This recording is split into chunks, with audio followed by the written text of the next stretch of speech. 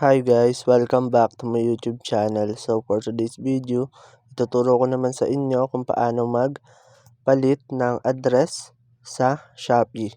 So let's do it. So ang first step, pumunta lang tayo ng Shopee app and then makikita natin dito yung me dito sa right side sa baba.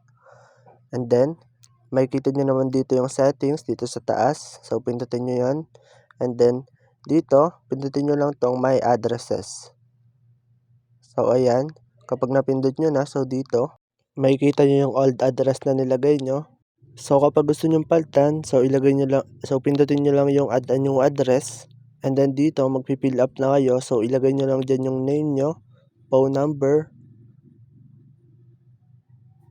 tsaka yung address nyo.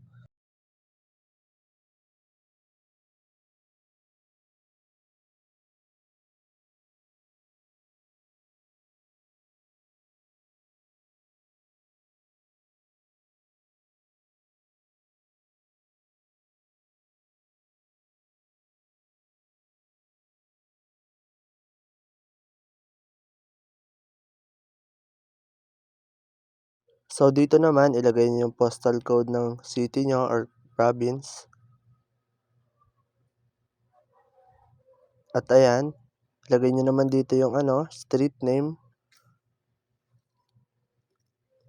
or building house number. So ayan.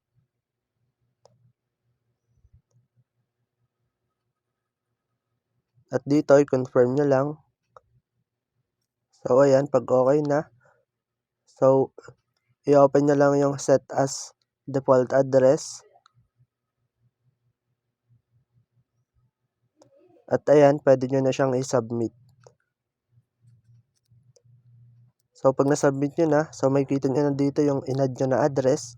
So ganun lang naman kadali magpalit ng address or mag-add ng address sa Shopee. So ganun lang naman kadali mag-add ng address sa Shopee. So ayun lang. Thanks for watching. See you on my next video.